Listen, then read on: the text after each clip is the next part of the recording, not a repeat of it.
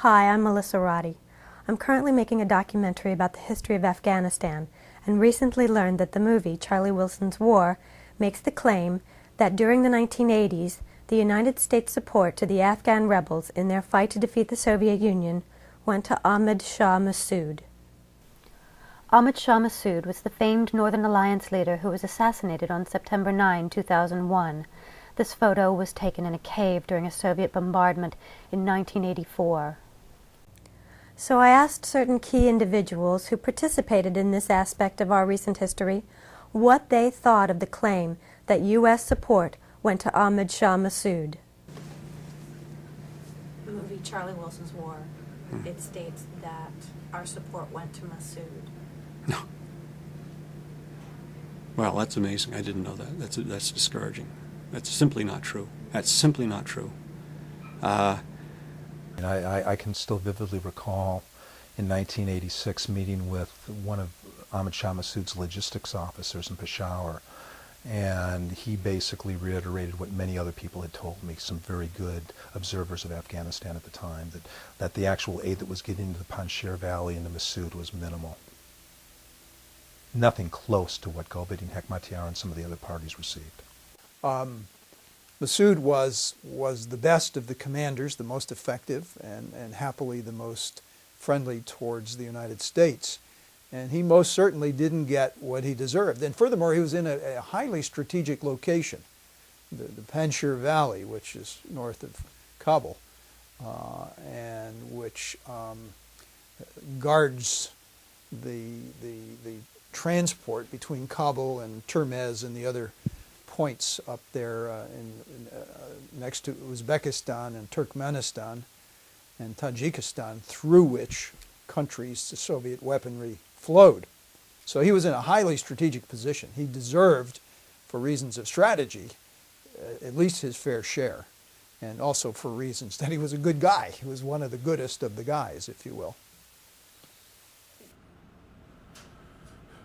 Massoud was far enough. God, what a wonderful guy.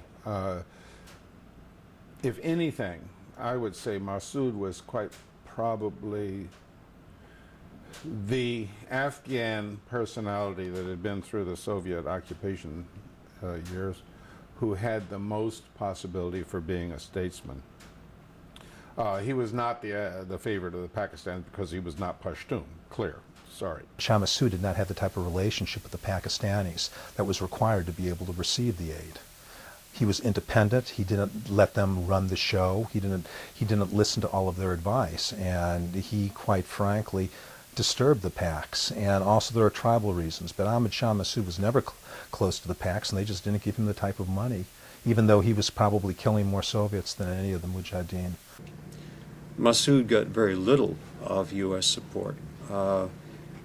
Part of the problem was his location. He was in a very remote part of Afghanistan that was very difficult to resupply, but more importantly, the Pakistanis, who very much controlled where our resources went for many, many years, were reluctant to see any assistance going to Massoud, because Massoud was essentially the principal rival in Afghanistan to Gulbaddin, who was the Pakistani favored candidate. And what sort of person is Gulbaddin Hekmatyar? The intensity of this man was very evident, and I mean, even as early as 1985, people that were really Afghan watchers recognized that Gulbaddin Hekmatyar was no friend of the United States. He made this very, very evident.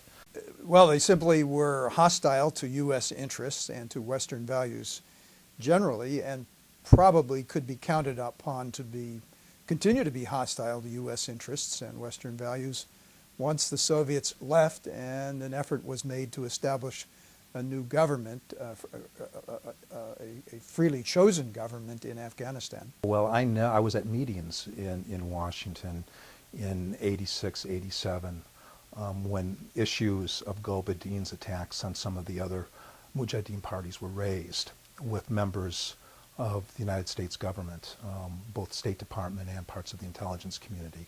I think that it was well recognized that there were problems, but it was also well recognized that Pakistan was making the calls relative to the distribution of aid and other dynamics which were extremely critical.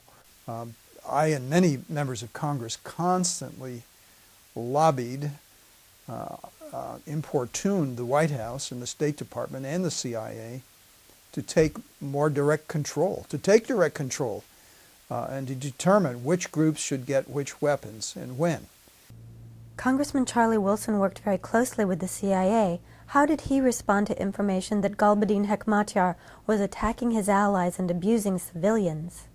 I have the impression that he was more willing to rely on the CIA's word. Everything, you know, trust us, everything is okay, this is going to work out all right, that kind of thing. I think he might have been more willing to accept that line. I wasn't. Most others were not. Gulbaddin Hekmatyar is one of the only prime ministers in the history of mankind that regularly rocketed his own capital. So why did the CIA persist in their support of Gulbaddin Hekmatyar despite their knowledge that he had a reputation for killing more Afghans than Soviets? Well, I think sometimes in a bureaucracy you become devoted to your past mistakes. That is to say, if you're not prepared to acknowledge that you've been on a wrong track for a long time, you become ever more defensive. And I think that was the case with the CIA.